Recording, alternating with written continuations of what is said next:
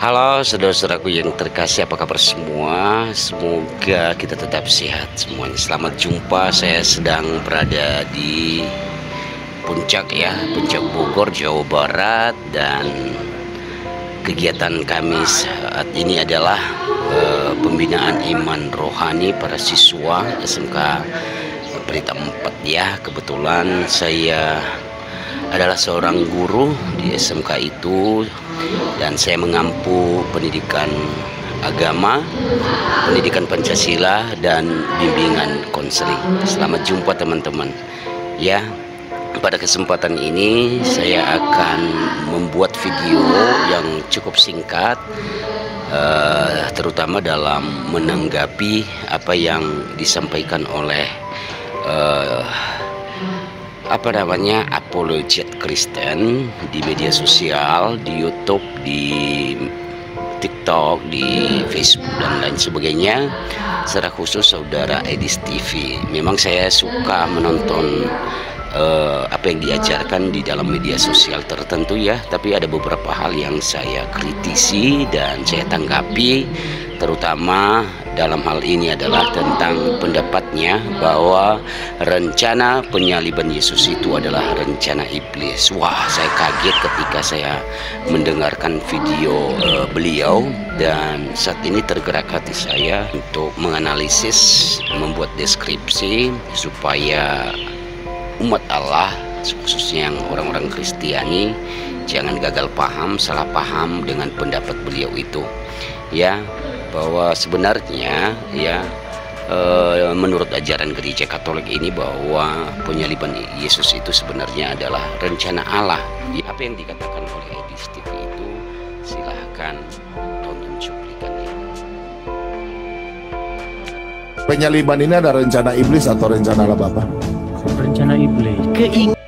Baik saudara-saudaraku, sebenarnya pertanyaannya, mengapa saudara kita Edis TV ini sampai ya expose atau viralkan tentang pernyataan ini sebenarnya? Saya kurang paham apa dibalik ini semuanya. Apakah karena dia itu sudah paham benar, atau hanya sekedar viral supaya kontennya dapat views yang banyak, atau bagaimana ya? Itu dia yang lebih mengetahui, hatinya sendiri yang mengetahui dan visinya terhadap pernyataan tersebut. Tapi menurut saya sendiri, untuk kesimpulan awal, bahwa itu udah melenceng dari ajaran Kristiani sebenarnya ya.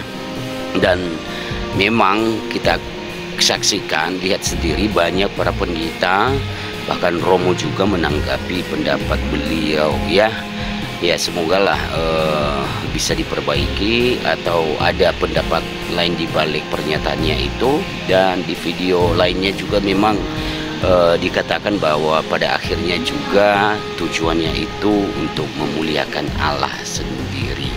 Tapi untuk kesimpulan sementara ya, sebelum ada pembahasan Edis TV video tentang itu berikutnya, tapi saya katakan bahwa itu adalah agak kurang tepat ya untuk mengatakan di publik seperti itu, apalagi disampaikan kepada orang-orang yang non Kristiani ya.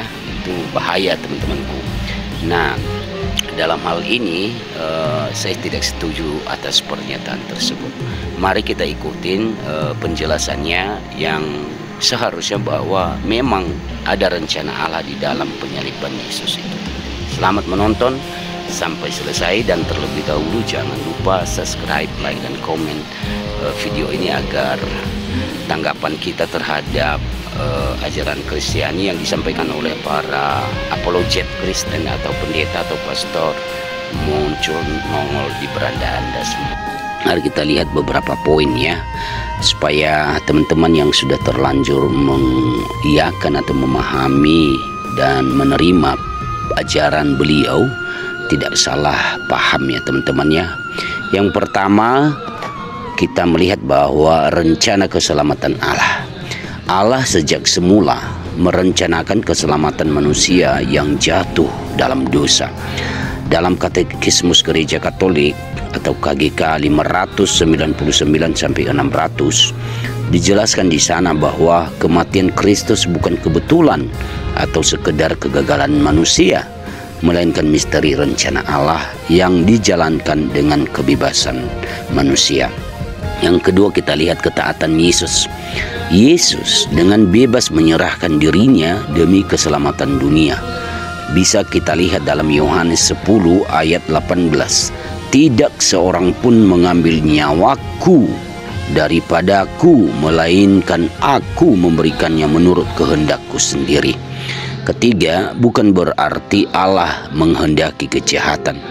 Allah tidak menciptakan dosa orang yang menyalibkan Yesus, tetapi Ia memakai peristiwa itu untuk melaksanakan karya keselamatan.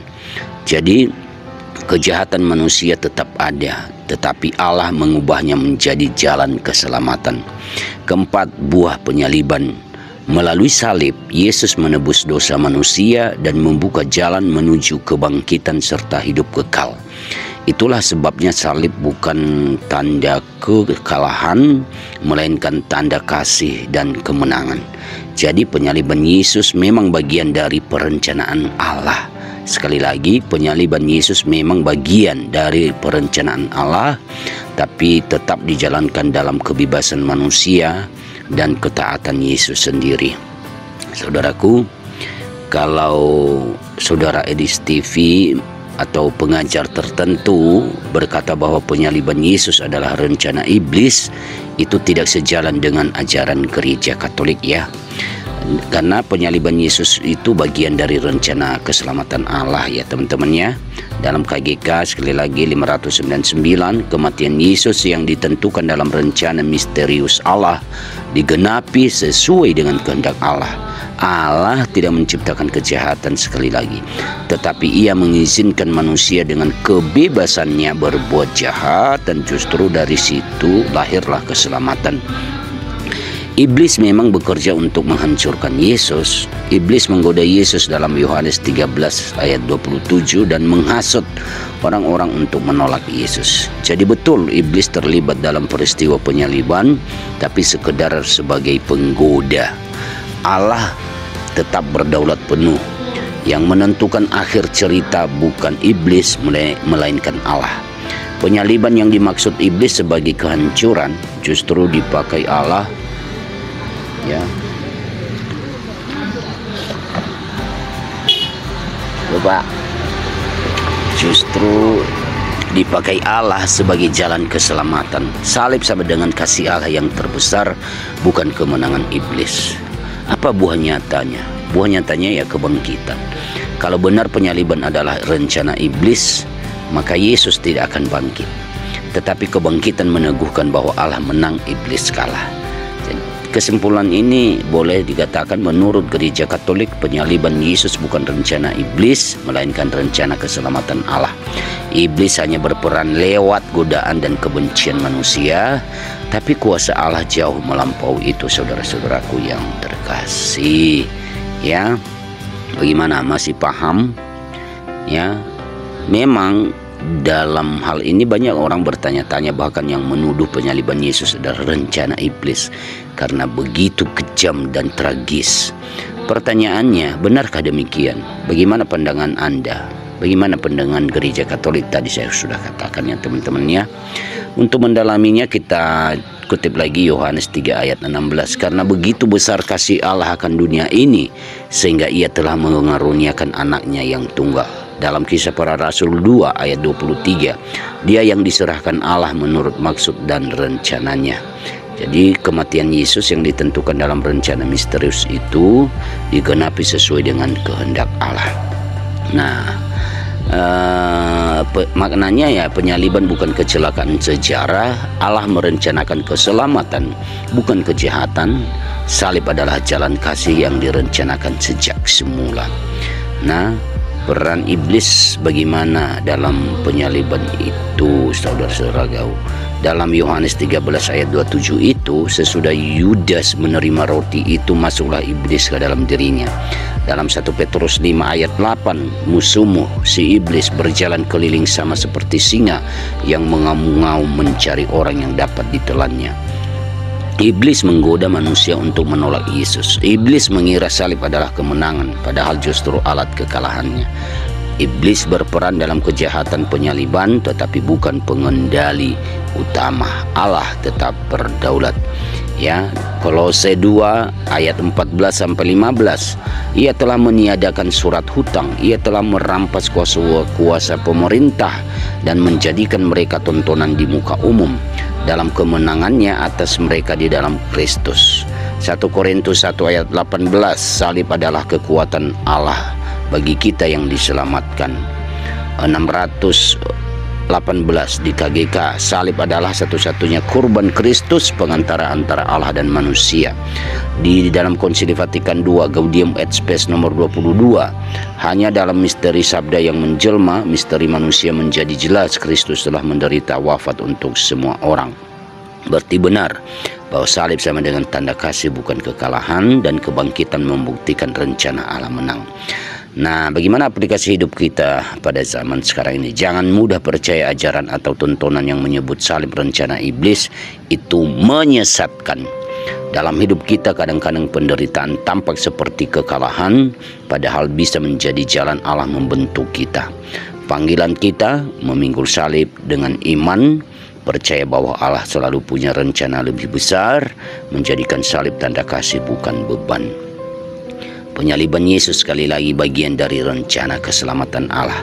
Jangan gampang diprovokasi oleh ajaran-ajaran yang sesat ya saudaraku ya. Iblis hanya menggoda dan berperan lewat kebencian manusia. Allah menang, iblis kalah melalui kebangkitan Kristus. Mari kita berdoa.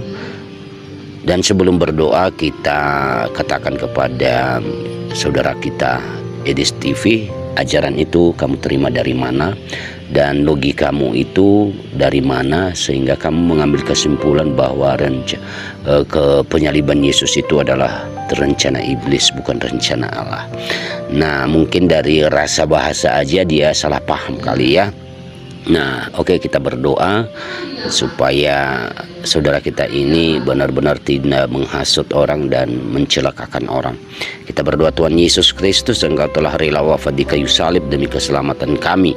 Ajarilah kami melihat salib bukan sebagai rencana iblis, tetapi sebagai tanda kasih Allah yang terbesar. Semoga kami setia memikul salib kami sendiri setiap hari dan percaya pada rencana-Mu. Amin. Tuhan memberkati kita semua saudaraku.